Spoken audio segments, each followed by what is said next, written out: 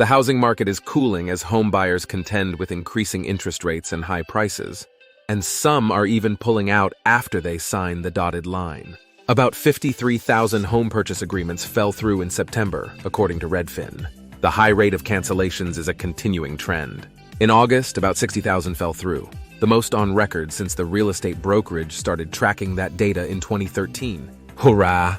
Thanks for checking out our channel. I'm Hudson with Keller Williams Realty here in Las Vegas and a retired Air Force officer. My team and I get calls, texts, and emails every day from people just like you looking to make the move to the Las Vegas area.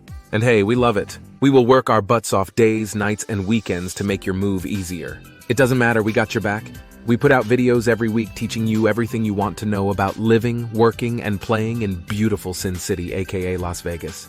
I do hope you take a quick moment to smash those like and subscribe buttons so this video and this content can reach ever more people via the YouTube algorithm, and hit that bell so you'll be the first to know when we have a new video out teaching you everything you want to know about Las Vegas. Deal cancellations and price cuts also hit record highs as prospective buyers moved more tentatively following the biggest mortgage rate jump in over 4 decades. Now this is quickly changing with interest rates coming down at the fastest rate for over a generation, and rates overall are close to 7%, and some getting loans under 7%.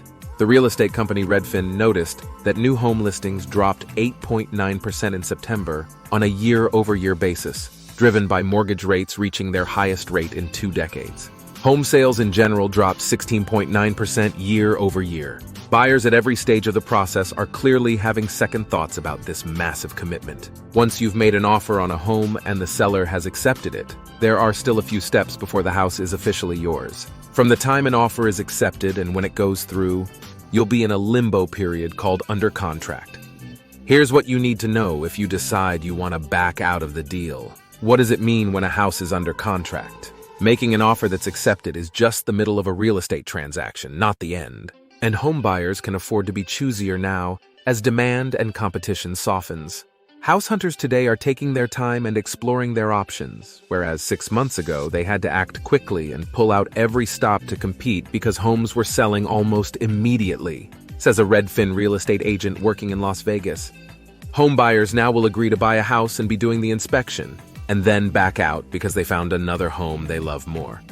When you buy a home, this period when you're under contract allows you to clear any conditions you wrote into the offer. Like if you said your bid was contingent on your ability to get financing. The contract is a legally binding purchase agreement, but the seller is still allowed to show the home, and other potential buyers can prepare backup offers in case the deal falls through. However, the seller can't drop out of the contract simply if a better offer than yours comes along. Can a buyer back out of an accepted offer? If you or the seller can't meet the contract contingencies for the sale, it will be voided and you can back out. Once you sign the contract, you'll be given a set period of time to clear these contingencies or cancel the transaction. Common contingency issues would be not being able to nail down financing, finding major defects during the home inspection, or finding out through the appraisal process that the home's value doesn't match the purchase price. Home inspectors don't usually look for lead-based paint, evidence of pests, or issues with the roof, sewers, or private wells. You'll need to hire specific inspectors for those issues if you have concerns. And if your inspector finds evidence of dangerous problems like radon gas, mold, or asbestos, additional inspections may be recommended. These can be costly issues to resolve, so it's best to uncover them before the sale clears. Closing on a sale also involves doing a title search. If there are any liens or bankruptcies against the property, it may not be possible to transfer the title. The search also will uncover any easements or covenants, conditions, and restrictions, commonly known as CC&Rs. If there are easements and CC&Rs that interfere with your plans for the property, those are grounds for you to back out of the contract. So if an easement interferes with where you'd install a pool or swing set, and the CC&Rs limit what you can do with your yard or how you can enjoy it, you can cancel the deal. What if the contingencies aren't met? If there are significant issues that come up during the contingency process, like say there's water damage or the roof needs replacing, you can go back to the seller to negotiate. They may agree to come down on the price or fix the issues before closing. If the seller refuses, it's within your rights to back out of the deal. While you likely got pre-approval for a loan before making an offer on the home, financing sometimes does fall through. Your financial contingency ensures you're not on the hook for a loan you can't afford if you can't secure a lender. These are all fairly standard contingencies that will lead a home sale to fall through. But make sure you're aware of the timeline for meeting each of your contingencies, because they can vary. You generally have 30 days to secure a loan, but only 7 to 14 to have the home inspected. Be sure to read the fine print to be sure you won't miss your opportunity to back out gracefully. What if I don't have a contingency? When you made the offer on the home, you put down a security deposit known as earnest money. Your earnest money shows the seller that you're serious about buying the house. You'll typically pay between 1% to 5% of the purchase price, but this can shoot up to 10% depending on the market.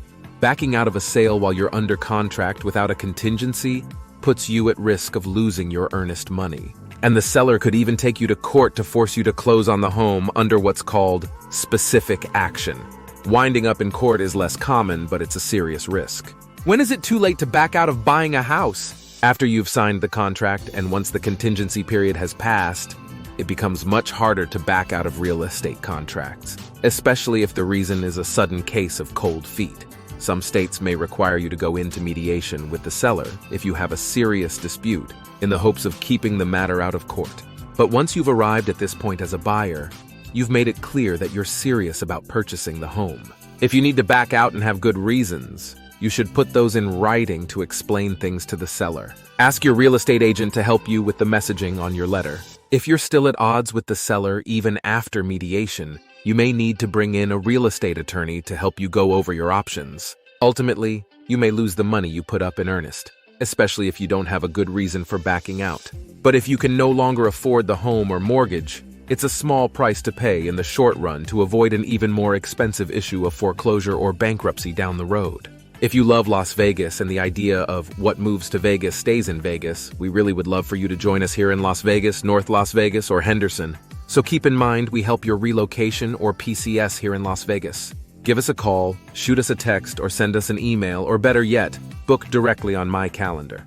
We're happy to help you make that smooth move to Las Vegas. Be sure and subscribe below so you'll be the first to learn about the current market conditions here in Las Vegas. We put out videos every week. The intent is to help you learn everything you want to know, the good, the bad, the ugly, of living in Sin City. So if you would be so kind, shoot us a comment. Let us know if there's any other questions that you have, any other videos you'd love for me to make to help you learn more about Las Vegas. Also hit that like button. It's what helps the YouTube algorithm put our information and content out for other people, just like you looking to make the move to Las Vegas. It helps a lot. All right, that's it for today, and we'll keep the lights on for you.